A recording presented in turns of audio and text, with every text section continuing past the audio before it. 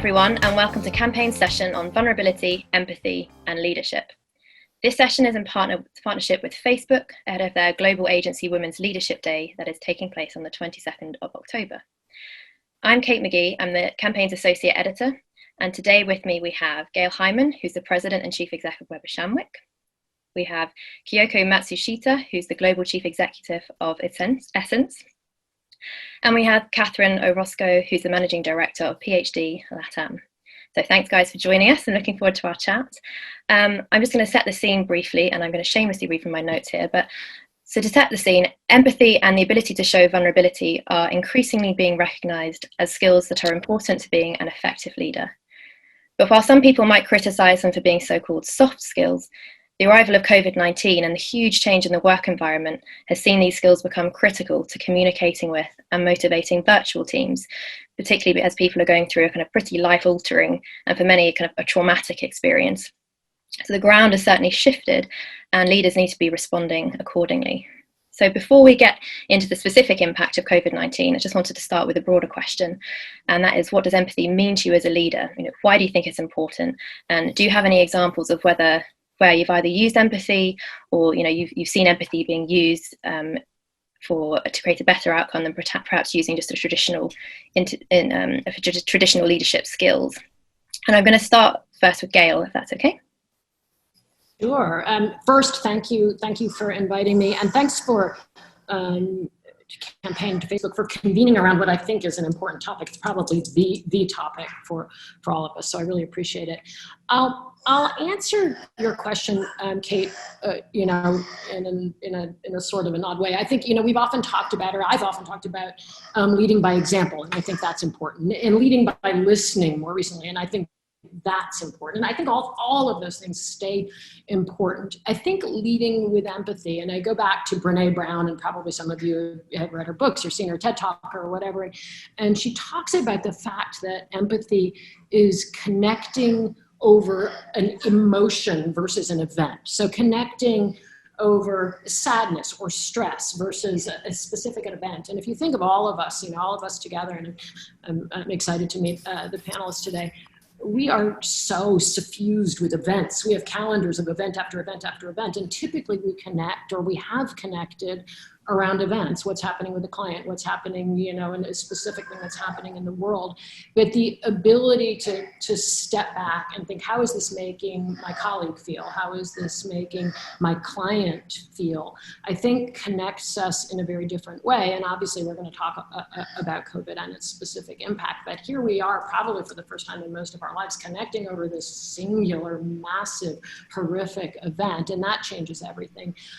But the ability to use empathy on the day-to-day and think, how is this woman feeling on my team? She's a mom. What is happening with her? How is she feeling? What kind of stress is she feeling? And being able to listen, to go back to a more old world approach and leading by listening, but to be able to be truly empathic about the singular micro events that are happening and the micro emotions that are happening in people's lives, and lead that way, I think has made a huge difference. It's made a huge difference, I think, across our organization among all the leaders who I think are really thinking differently and connecting around how people feel, because how we have all felt has been so critical and so dramatically changed in the last few months.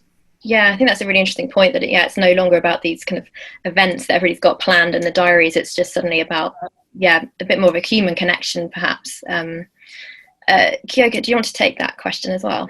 Sure. Thank you also again for inviting me, and great to know the panelists today. To add to Gail's points, it's so important that, first of all, it's never been a time where it's more important that we express to colleagues, families, and friends how much we value them and appreciate them. I think we've always lived in a very busy life that while you feel it, you think about it, you don't express it, and you don't take that moment to show that and express it. I think this pandemic, if anything, and there are many things we learned from this, but it's so important that you express what you feel and what you feel and how much you value the other person in the business and a personal context. I think continuing to create a safe space and make sure that you allocate time to connect is going to be important now and going forward. And in creating that kind of a safe space, I think it's important that, you start by acknowledging that it's okay not to be okay, and that it's okay to show your feelings and emotions. It's an uncharted water. We've never experienced, none of us experienced this before. Leaders also are trying to figure out as we navigate through this phase. So as leaders and, just as individual human being, we can and we should express that and show that vulnerability, that side of us.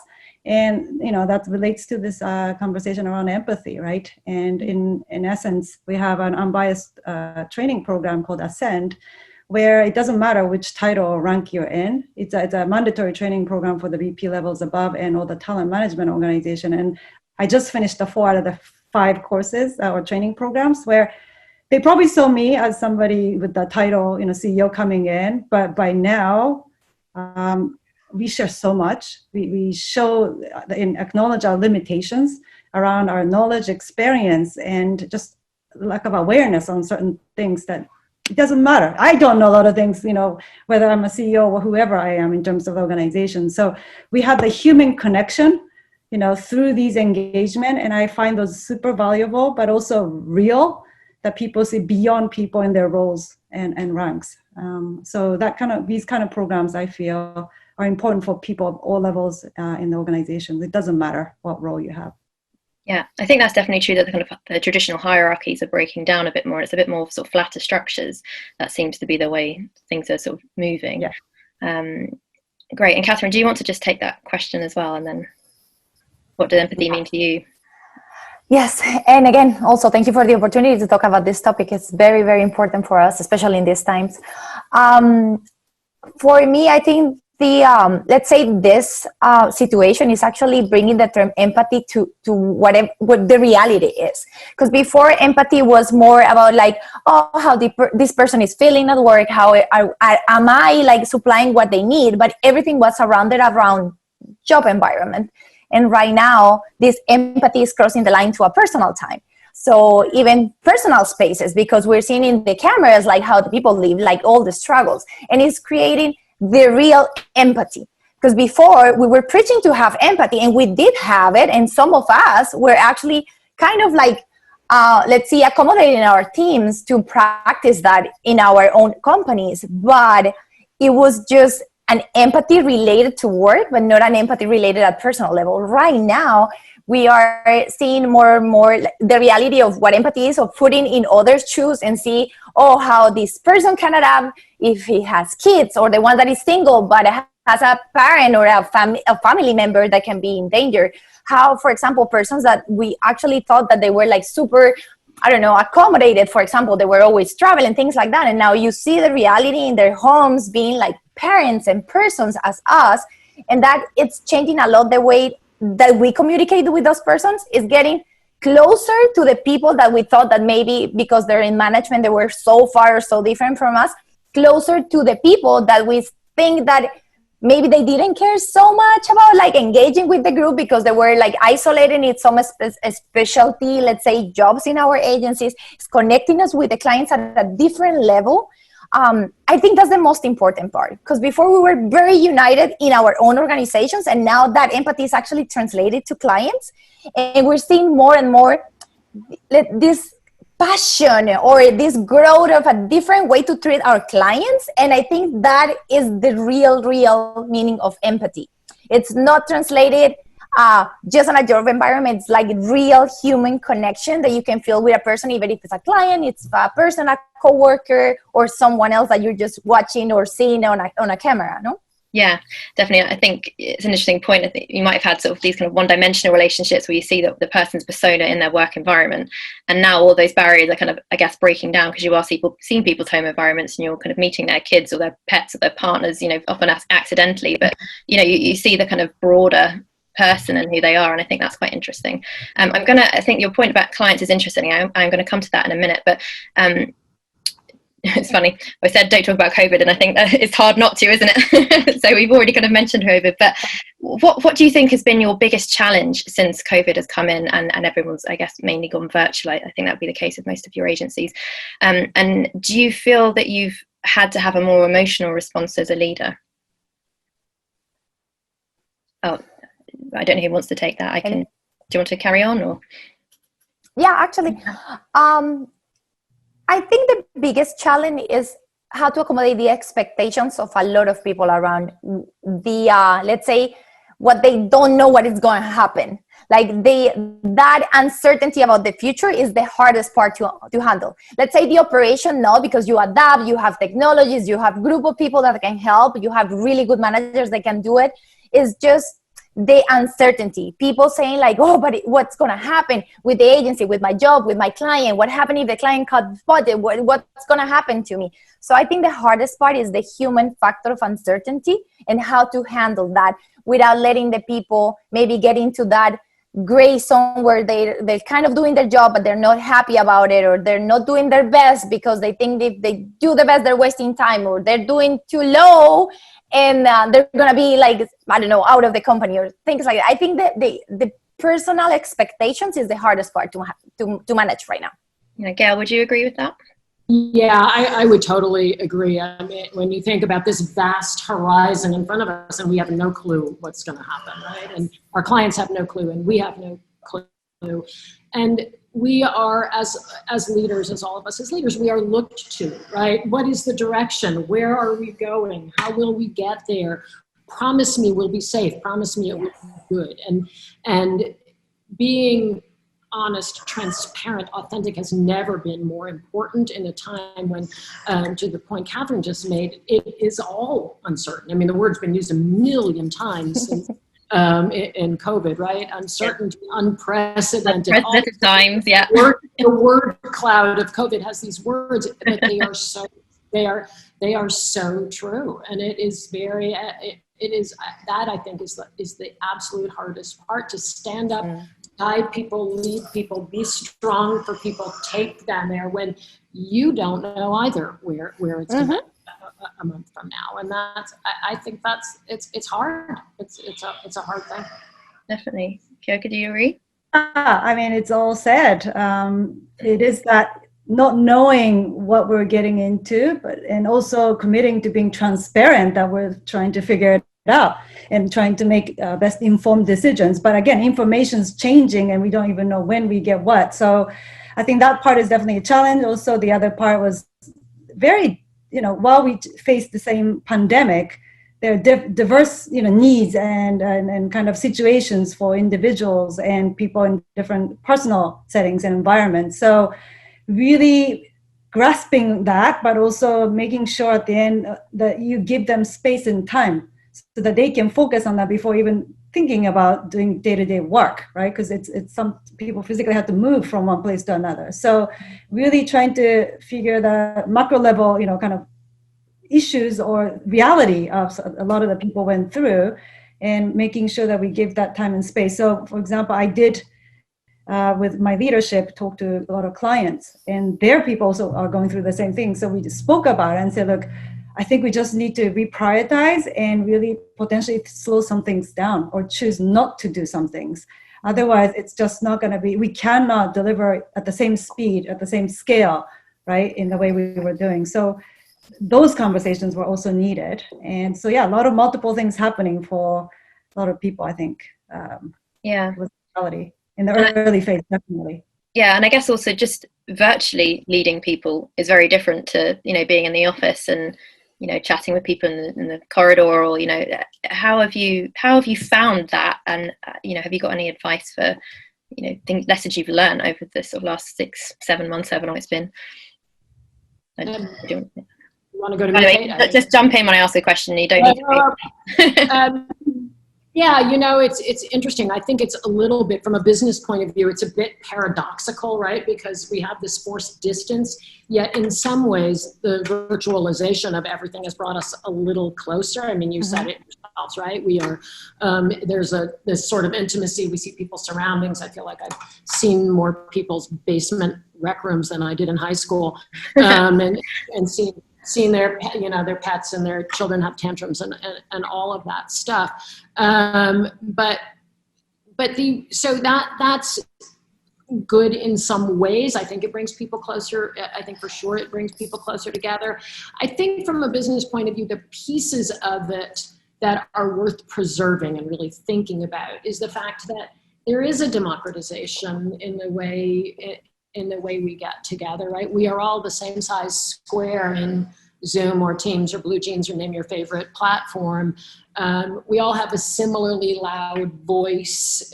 People who hadn't been heard perhaps in our organization on issues of creative or even governance got to raise their hands and speak, and they were equal to people who were senior than them. And that, I think, is a really, really good thing.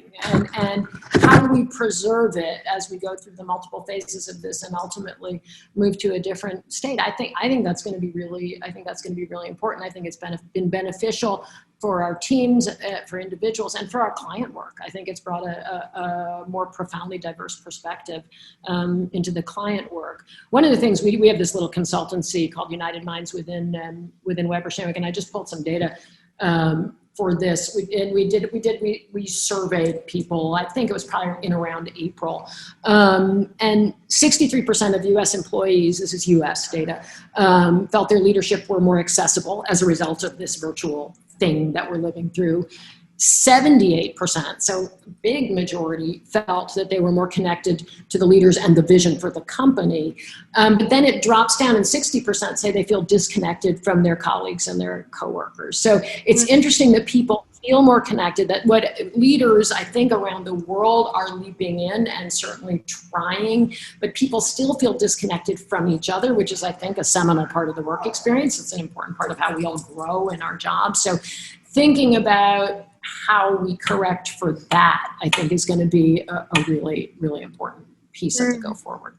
I think that's very interesting, and maybe that's, usually you're talking to co-workers and you're having little chats and banter just at your desk, or whereas you're not going to schedule that in, and you feel like you're interrupting someone, you don't know what they're working on, you don't necessarily want to phone somebody up and say, hey, I'm just here to just have a bit of a chat. But that's an interesting that the leaders are actually more accessible and people are feeling kind of closer to them and less to their colleagues. Would you agree with that, Kyoto? Yeah. I mean, this morning, for example, in my leadership meeting, I mean, when I was meeting, seeing them in person, we were in a meeting room, you're surrounded by just white walls. So you basically get on with it and talk work. But, one of our leaders had a dog's picture with a butterfly on the, in the ear. So we talked about that for 10 minutes. And again, things that you just actually virtual environment, sharing a part of our home environment, for example, just triggers a lot of conversation I probably wouldn't have otherwise in the office. And I had once my son running in, here and saying, I want to go to the bathroom. And clearly they didn't actually realize that, I had a 6-year-old son, some of them. So it's that kind of accidental, but quite, kind of heartwarming and also personal episodes, I think, adds up, and people are more curious, and we start to share more. So this virtual environment have unlocked that quite a lot, and I really hope that even if we do go partially back at one point in the physical environment, we don't lose this touch, the human touch and the connections that we're talking about here. I think maybe it feels bigger for the leaders because traditionally the leaders have sort of been in their own offices and in the kind of senior management thing, and you may not know a lot of kind of personal details about them, but you probably know a lot of personal details about your colleagues, like your kind of closer colleagues. So maybe it's just that kind of, you're learning a lot more about your leaders that you didn't already know, which might be interesting. But Gail, I think you wanted to make a point. Did you? No, the thing, one of the things I think we all, and Kyoko sort of makes the point, I think, too, is that we are used to having meetings, and particularly doing virtually, that are transactional. We are going to meet about this and accomplish this, right? And one of the things, I was talking to a colleague, not in our firm, but another firm, she said, groups of people who have typically sat next to each other in workstations are getting together for 2 hours and just working together virtually. Like they're sitting, have their laptops open, they're each doing their own thing, but sort of chit-chatting as they might in an office situation. So I really think that setting up agenda-free kind of get-togethers virtually may be a way to help stem some of those issues, because they are important issues, and particularly to people coming up in the business who are used to those hallway conversations and those kind of them. I think that's a good point. Be thinking about doing about that. Yeah. I'd heard that about actually a pair of creatives who obviously they often tend to work in teams, and now they can't, and so they just had their laptops up on Zoom all day, and while they were walking around and doing their own thing and doing their own office stuff, but they were constantly with each other. And I think that was that's a nice response. I mean, is a nice way of trying that out. But yeah, and I think the intimacy thing is interesting. Do you have any thoughts on how you can keep that going once you, well, if we ever do get back to the office for a start? I mean, I'm not sure what you guys are thinking about it, but certainly in the UK, people are talking about perhaps only ever working 3 days in the office and 2 days working from home, sort of permanently and stuff. So perhaps you've been having similar conversations. But if you think we are going to end up back in the office at some point, how do you think we could keep that sort of intimacy going? The bits that are actually useful anyway. Well, I have to say, for example, in our culture, it's going to be quite easy. In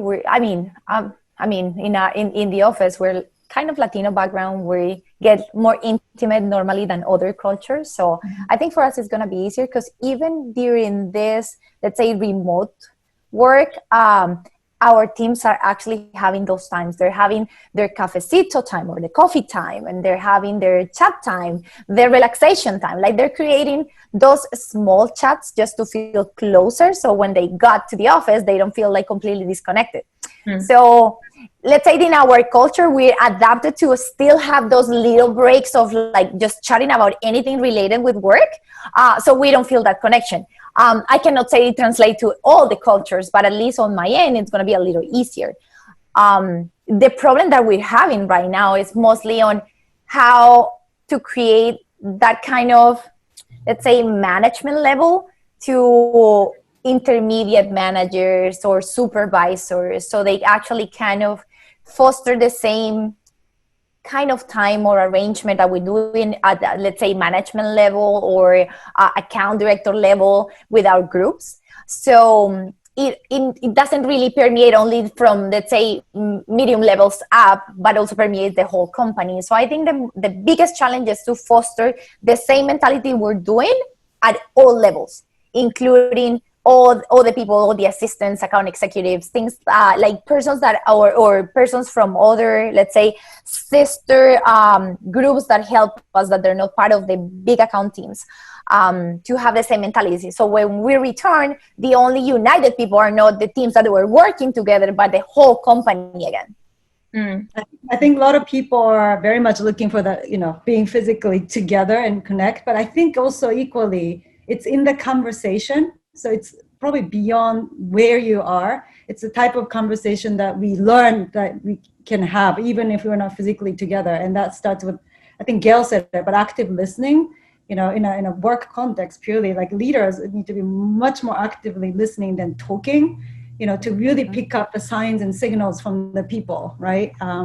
As we evolve it and go into a new phase in terms of how we're going to be working. So I think that quality of the conversation, the things that we ask each other, the things that we look out for each other, is still the same whether you're physically together or virtually together. And I think it's so important, critical that we have that in mind and continue to be kind and caring and thoughtful. I think that's just the thing, basic kind of principle, whether you're physically together or not. Yeah, that's good. And do you think that, we've talked here about empathy and leadership and how that's important. Do you think you can ever have too much empathy? And I think I asked that because people often sort of criticize empathy, saying it's, a bit too kind of bleeding heart and kind of, you can't make sort of difficult decisions and stuff. What's your feelings on that? I don't think you can have too much empathy. What you can maybe is cross the boundary and be permissive. But I think too much empathy is not possible because you need to actually feel what the other person is feeling. It will be your decision then if that is actually beneficial for your team or the company, and then if you're going to be permissive with some behaviors. But empathy, you cannot, it's not something that you can overpass. I totally agree. When you think about it, what all of us do, right? We are in a people business, right? The soul of our business is whatever the business is, whatever we're working on, the soul of it is the people we work with. And we, each of us in a different way, are built to solve problems for people, right? So it's so to say that one could have too much empathy. I mean, empathy is frankly what drives us to be good at what we do, what drives us. It drives us to be have terrific workplaces that attract the best people and keep the best people, and it drives us to figure out the best solutions for whatever our clients are asking us. I truly feel it is the soul, and there, I don't see a particular silver lining in COVID, but I think this common global experience has probably changed all of us and changed the business world, and there will be pre-COVID and there will be post-COVID, and empathy is what I think we have learned to be better at and to be focused on. Mm. Yeah, I mean, people probably confused that, if there are people who are saying that. So I completely agree that there isn't a thing like too much of empathy. I think some people may confuse that people having too much empathy means they're not being able to make hard decisions or something along that line, right? That's not true. I think there are a lot of people, by having that empathy, you have actually captured a lot of things to make sound decisions about business or anything else. But, we're talking in the context of business. So if that's the kind of that bias that, that comment or that context is coming from, that's just not accurate. I think there are decisions, people are decisive, but you still definitely need to be empathetic in order to make sound decisions. What do you guys agree? I think that's key. I think you hit that, and I apologize. My dog is crying because my husband's very but I think you hit the key issue, which is perhaps, and maybe I'm overstating it, but it's perceived as a gender thing, right? That empathy is associated with female management, and that a man will make a tough, dispassionate decision, whereas a woman will focus on the people issues. And I do think what we've seen is that obviously it's not the case, but sometimes where there's a knock on empathic leadership, it may come down to that kind of thing. Yeah, exactly that. And I think I think it's interesting because we're talking about empathy and also vulnerability. And I'm interested in your perspective on vulnerability. And you mentioned Brené Brown earlier, Gail, but she, in her research, and I don't like attributing characteristics to just males or females, because I think that people have obviously got, people are people and they've got different attributes either way. But traditionally, obviously there are certain things like women are seen to be more empathetic. And in Brené Brown's research, she found that when they talk about vulnerability, women feel the pressure to be perfect, and sort of imperfection is scary. Whereas for men, they don't want to be vulnerable because they think that makes them weak. So both coming at it from the same point of view of having that fear of being vulnerable, but for different reasons. And I sort of wondered, this may be too personal a question, so feel free not to answer, but for yourself as leaders, is imperfection something that you think women have struggled with more than men? Is that ring true in your experience? When you're looking at your teams coming up, is that the kind of key issue when people are looking to be vulnerable? Not really sure if actually perfection will be the biggest struggle on women. I think it's more the balance of life between a personal life and a family time. What scares women the most, more than perfection, is balance. I see most of even on myself, it's not that you need to be perfect. You just need to balance enough time for your, let's say, job duties to kind of have the same amount of dedication that a man maybe have if it's not, let's say, on an early parenting stage. So I think that will be like the biggest fear. Like at that time when we're becoming mothers or we're becoming part of a family, how can we actually be at the same, let's say, level concentration that a man has? And now that we're mothers, or at least me, I'm a mother now, we know that we can do it, but that's our biggest fear prior to do it. I think that's the biggest struggle, more than perfection. I think I think we're far away from just think that women just seek for perfection. I think vulnerability, men maybe as a child, they're told to be strong, and I've been doing a lot of the reading and also watching some videos, but they've been trained to not show that weak side. It's the girls who are going to show that kind of emotions of crying. That there's the whole theme around the raising kids, and the bias starts somewhere there. But I think equally, women and in the work, I think, are conscious at some point, that you shouldn't show your emotions because that's going to be labeled as because you're a woman. And so therefore, at some point, I was conscious. I have emotions, I have emotional reactions, but, depending on the room you're in and the type of conversation you're in, you manage it, right? Mm-hmm. Whether it's right or wrong. But the point is, I think both women and men are kind of guarded in that area in many ways, but it teaches us, again, through these experiences that we're going through, that it's okay, and it's actually very welcomed. It doesn't mean we lose control. It doesn't mean we cannot make decisions, right? Mm-hmm. And I think this kind of armor is coming off. And I tell you, some men are also being very vulnerable and starting to talk, which I think is the beginning of something. Mm-hmm. And apologies again about the dog. I agree with you, Kate, that I don't like to associate specific traits with genders, although you're right. I think here goes, as she says, right, men are brought up to feel that they can't show vulnerability and all those things. I think, though, the struggle, and Catherine talked about balance, and I think we've seen in COVID that for women, finding the balance has been legitimately more difficult. I mean, and that's, and you could, there's data after data, and I collected some of it, but I won't take you through it.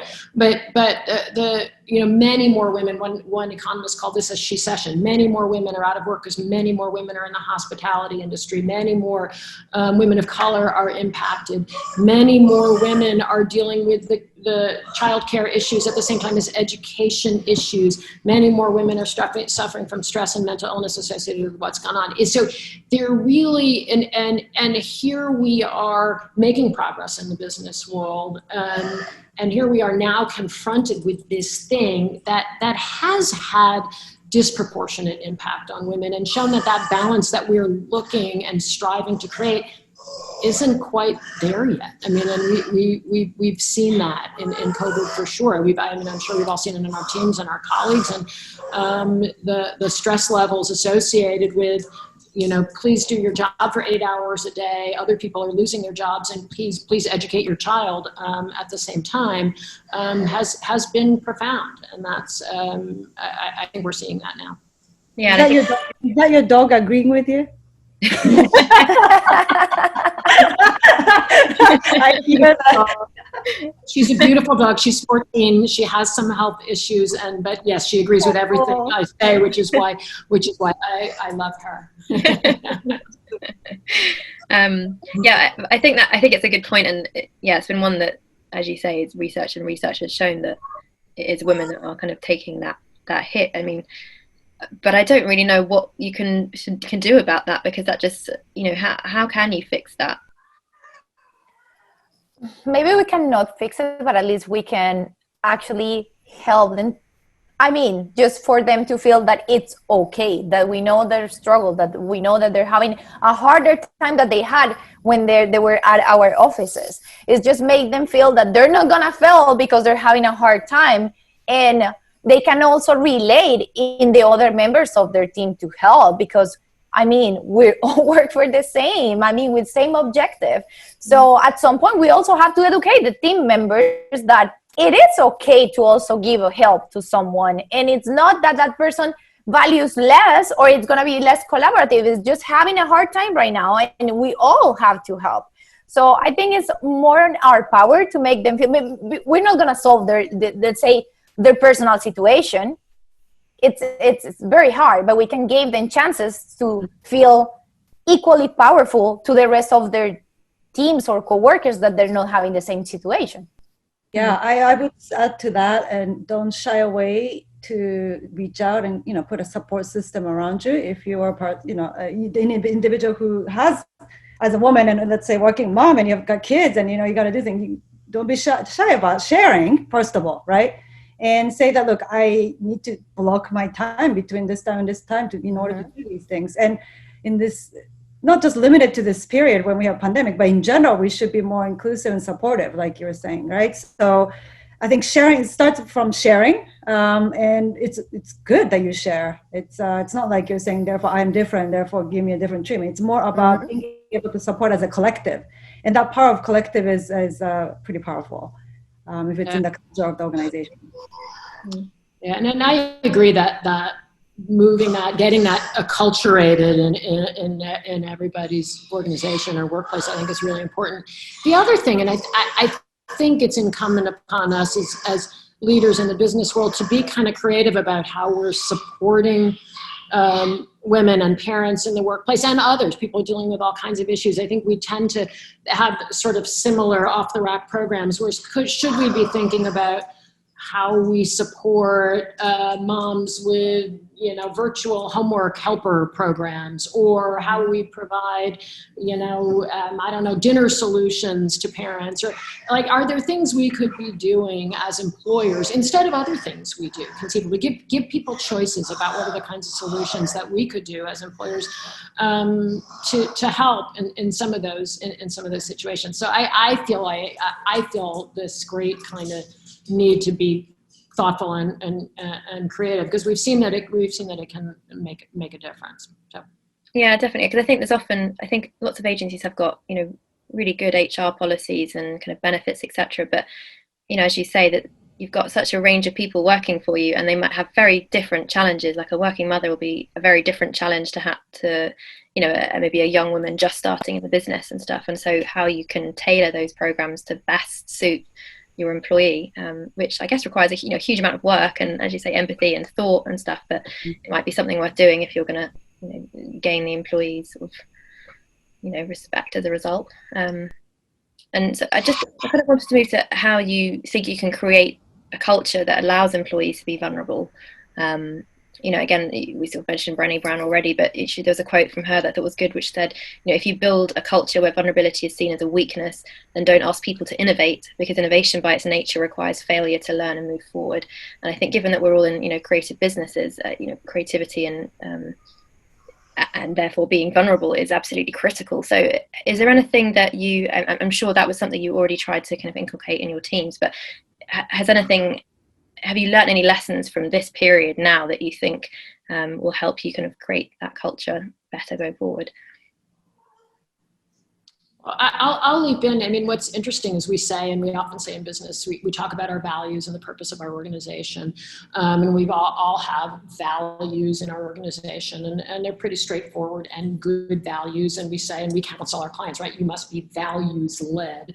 And that's important. What we recently did at Weber Shandwick, because we did something we call a values jam. We asked everyone in the, thousands of people around the globe to take a look at our values and provide us in this kind of jam. And I hate the word jam, as everyone in the company knows. But anyway, this values jam to get in. And what are the behaviors associated with those values? How should we act, right? I mean, if we are about trust and engagement, right? What does that mean? What does that mean to me if I'm sitting in Singapore, or me if I'm sitting in Sao Paulo, or me if I'm sitting in New York? So thousands of people got on and said, okay, here's what that means to me. And now we're in the process of coming back on our values and pulling together language that comes from our people around the world about how it is we get to be the organization that we say we are and how we each live it. So I think it's a little bit of a lesson for me. I mean, we talk about inclusion, but a truly inclusive approach. And so I don't have, right now it's in progress. We've done the values jam, we're pulling together the work, but I think it has been a nice way to get people to think about the culture, participate in the culture, and help define the culture. And I think when you help define it, you think about it a little bit differently. Yeah. Yeah, we have obviously, I think in many organizations too, but we also have, you still there? Yeah. We have various employment community groups, or, where we support people, for diverse kind of needs and, kind of support. And also in addition to that, we have a program called Courageous Conversations. And it's a kind of a safe environment and platform where people can come in a small group and share what they're experiencing today, right? As individuals, not just limited to what they do in the organization and how they're feeling. So it's really a space that is created for people to, who choose to come and share. Obviously, it's an option for people, but also we also have groups where we support some changes, and senior leadership, you got to show up, right, to support a certain group of people who are experiencing, especially during this pandemic, underrepresented groups feeling a lot of things, and they need support and they need allies, right? And we talk about how can we support, but it starts with you showing up in those sessions and hearing and actively, again, listening to the things that they're experiencing. So I think this type of continuous engagement conversations and coming up with some tangible, relevant ways of improving those situations or things that they're faced with, I think is important. Again, it doesn't matter if it's in a physical environment or virtual. It's the fact that you need to have these conversations. You don't look away from things that are happening, but you take it in, own it, be responsible together, and tackle it. And I think also listening to different experiences. For example, for us, we are actively having meetings with management in or leaders of every one of our offices in different countries, because also the experiences that they're actually like getting into right now, and the comments from the people in different countries, different feelings, also feed our own expertise. So I think also seeing different points of view, different pain points that people that they're having maybe different or even more complicated realities that the ones that we're having here in the States also help us to kind of shape what are things that are important at a human level to act upon.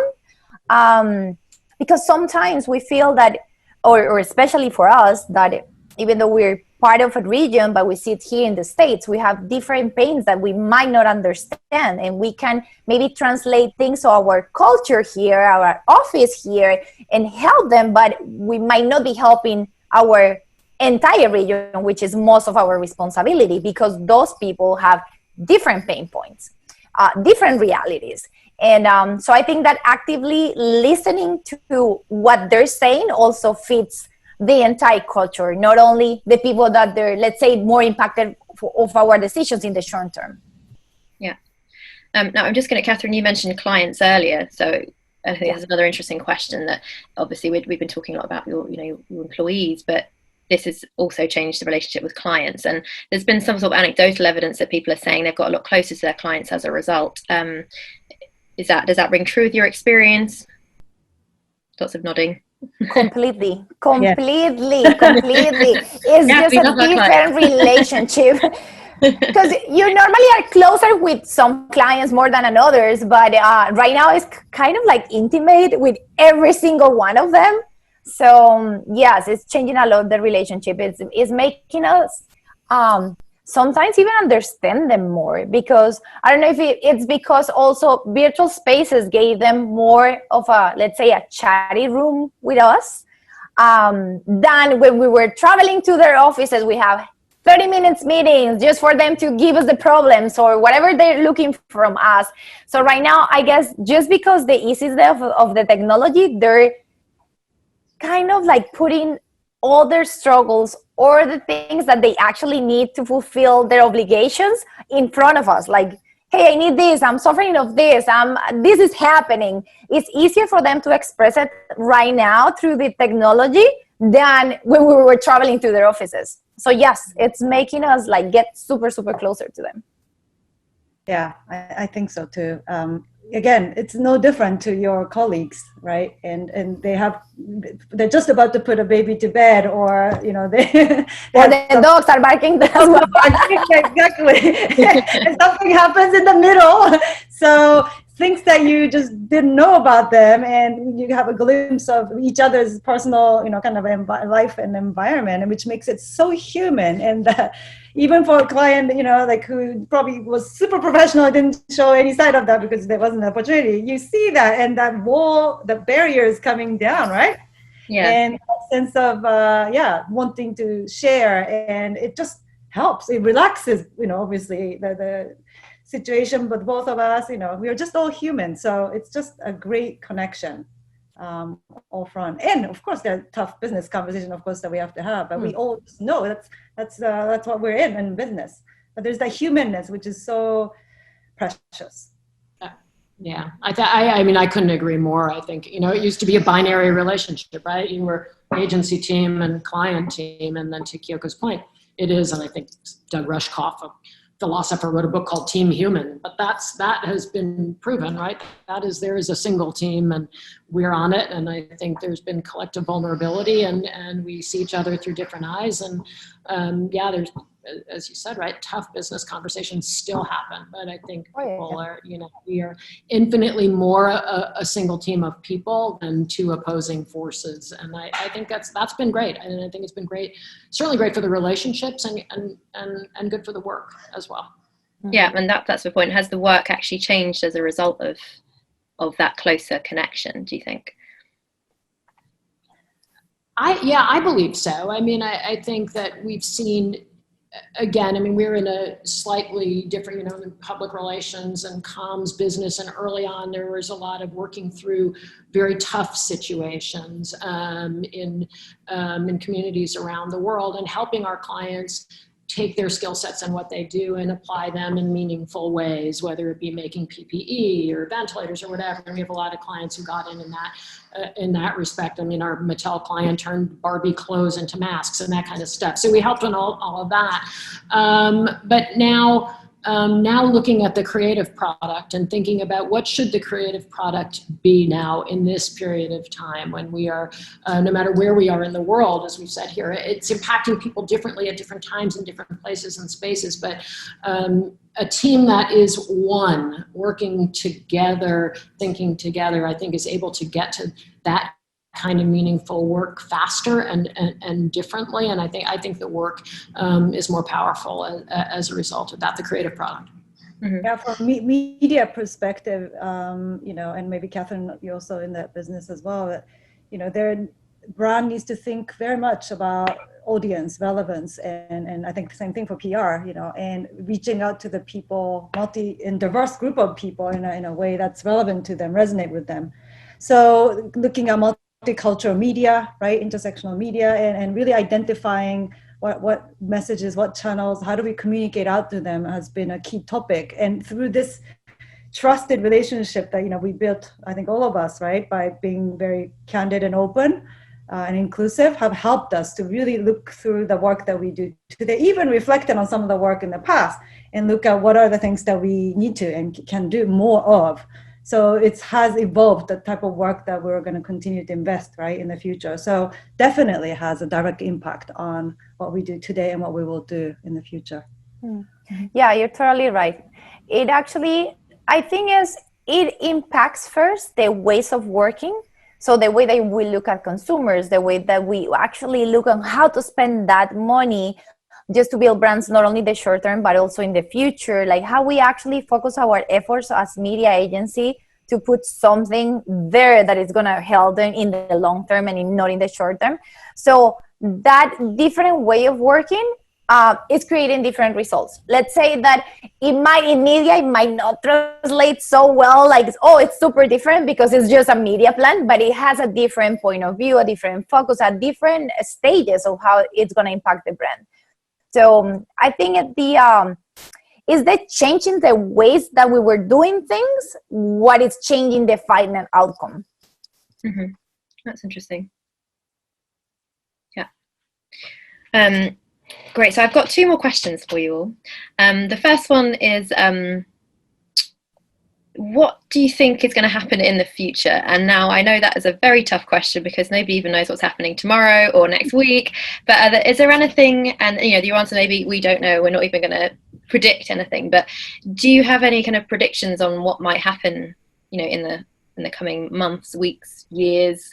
Are some of the changes we're seeing now going to be long term? Is everyone going to forget about it as soon as the vaccine's out? Like, what would your take on it be now? And don't worry, we won't hold you to this when everything changes tomorrow. So I'll start in a really depressing way. So I was just pulling together something for something else I was doing and reading about the changes that happened after one of the last great horrific things that happened in the world, which was the plague, right? So if you go back to the plague 1980. and you look at things that changed after the plague, I think, and this is just oddball data, I think something like 30% of the European population was wiped out. So therefore, labor was at a premium. Therefore, people wanted people to work more post plague, going on for quite a while. Therefore, wages got higher. Therefore, people sought education and got educated. Therefore, there was more literacy. Therefore, there was more invention and innovation. So bottom line, and this gets really boring and goes over many PowerPoint slides, but bottom line, it changed everything. So here, hopefully, we will not see that much loss of life as then. But I think it will change everything. I really do. I think it will change every element of society, how we interact, we're living in this virtual world. We're not going to go back to living less virtually. I think that what we're talking about here, the central point around empathy and humanity and all those things, I think we've had a reckoning around that, and I think many people have realized what is important. And I think and the business community too is looking at employees very differently than the business community ever did before, and realized how one has to treat that. What is the essence of any company, really? And those are the people. Those are the people who work for it and create it. So and I'm not throwing myself out on a limb, but I think almost everything will change to some degree, and the notion of a new normal isn't really true. I think it's going to be evolve, but it will be new, and it will be different, and an entire generation will be shaped by what just happened in the last 8 months. So. There will be good things, I think. I think there will be good things and innovation and all the things people talk about, but there will be change for sure. Yeah, some things I think I agree with Gail, and some things will accelerate probably faster than others, but everything is not going to stay the same. It's not static, it's dynamic, and it's moving, and I think it's forward as well. I think, for example, in the school, right, kids' schools and all that, they've learned how to do everything virtually and submitting homework and all that. So the ways of studying is going to change. It's already changing. Universities, right, online universities and courses, you don't need to go to physical university to actually have a degree. You can have prestigious education or very more creative education without having to go physically somewhere. So educational ecosystem is going to change.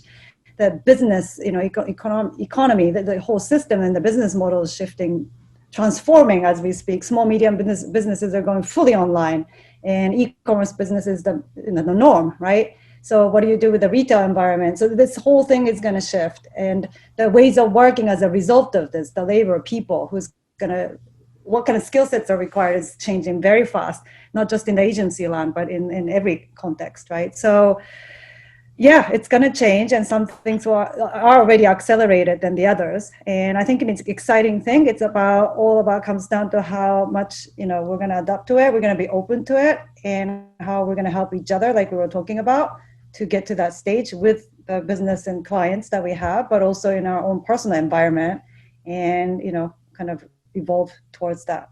I think I find it personally and professionally exciting, but also equally important that we continue to discuss, with people who you surround yourself with, given that it has, of course, an impact on every aspect of everybody's lives as well.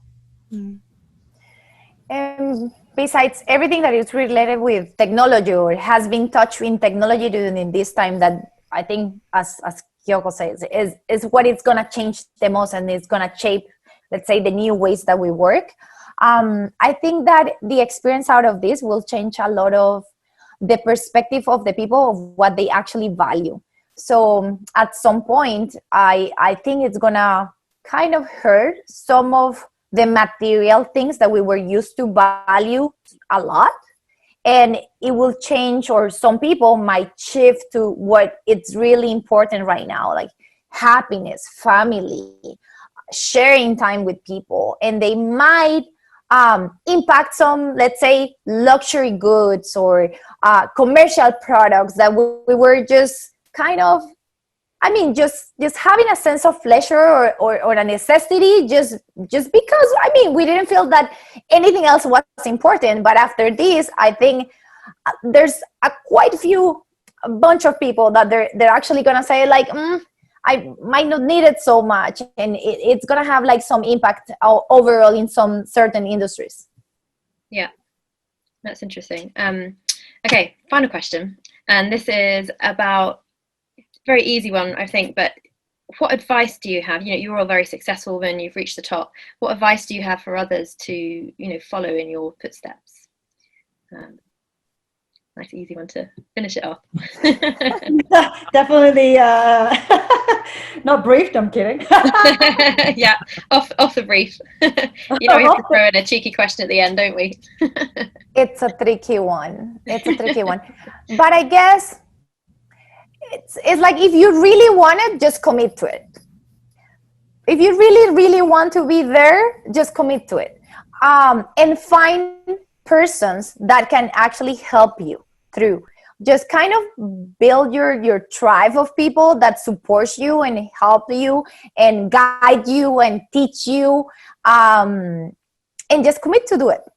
Because I think the one of the things is just people get sometimes discouraged because they cannot, there's a lot of functional skills that you have to acquire in order to know a little bit of everything to manage people and manage operations. And people get discouraged with a lot of topics that they have to touch in their, let's say, day-to-day, and also, let's say, not the day-to-day, but in their careers. And also it's like adding those to your day-to-day, and people get discouraged. But just, if you really want it, just do it. You're gonna find the time. Nobody says that you have to do it in a year or 2 years. It's just stick to be growing, get functional skills, just educate yourself, and find the people that can also help you with that education. And I think that's my advice. Just find people that really wants genuinely to help you to grow. Great. Find your tribe. Mm-hmm. Yeah, I'm all in. I go back to something my dad told me, which is kind of along the lines of what Catherine's saying. He's like, figure it out, or it gets figured out for you, right? You can roll along and not, hey, I'm committed. Hey, here's where I want to go. You can roll along and you'll get somewhere. But I think really, really, really, as you said, commit to it, go for it, get what you need to get there. I think, pay attention, which seems like an unfair thing to say, but everything in the world changes every second, right? And the more you soak up, the more you know, the more you experience. Yes, get mentors. Yes, get help. Figure out where you're going and pay attention to everything that's transpiring in the world around you and use it, right? And then I think people make the mistake of siloing themselves. I want to do this, that, and the other, and not paying attention to all the stuff, because the stuff is what makes you good at whatever you want to do, whatever the swirl of stuff that is around you, and your continued intellectual curiosity about the stuff. Once you have that commitment, I think gets you there. And that's it's so hard to do now, right? Because there's so much stuff. But the more you pay attention to it, use it, set a goal and get there. I think that's important. I think we're in the same space, three of us. In my head, when Catherine said commit to it, definitely, and I think Gail talked about it. It's like you're in a situation where you gotta choose to swim. You're not gonna float, so you're gonna swim. I'd rather take charge of swimming somewhere, and you'll find somewhere. So kind of that's the mentality, and I think it relates to that. Commit, work with people who commit, and that mindset is like almost everything, right? The second one is, I think I learned it through my own experience, because I always, wanted to solve things and, try to do things, but don't bottle up. So meaning, and I hope it's the right English expression, but like, reach out for help. There are people who are smarter than you, who know stuff more than you in many areas, and you can't solve a problem on your own. And when you actually talk to people, you get even better ideas, that comes up and pops up in your mind. So don't bottle up, meaning when you feel like you're stuck, express it, share it. And then people can give you surprises where you kind of come up with a new solution. And so I think that's just a good cycle and a positive cycle of things when you go through any type of challenges. Great. Well, I think that's a really lovely place to end it, which is, go learn to swim, go get it, commit to it. It's a nice positive uplifting message for the end of the call. So thank you all so much for your time. It was a really interesting chat. I hope you enjoyed it too, and I'm sure that our listeners, watchers, whatever you call them, will love this too. So thank you very much. And yeah, good luck navigating the next uncharted 7 months or longer.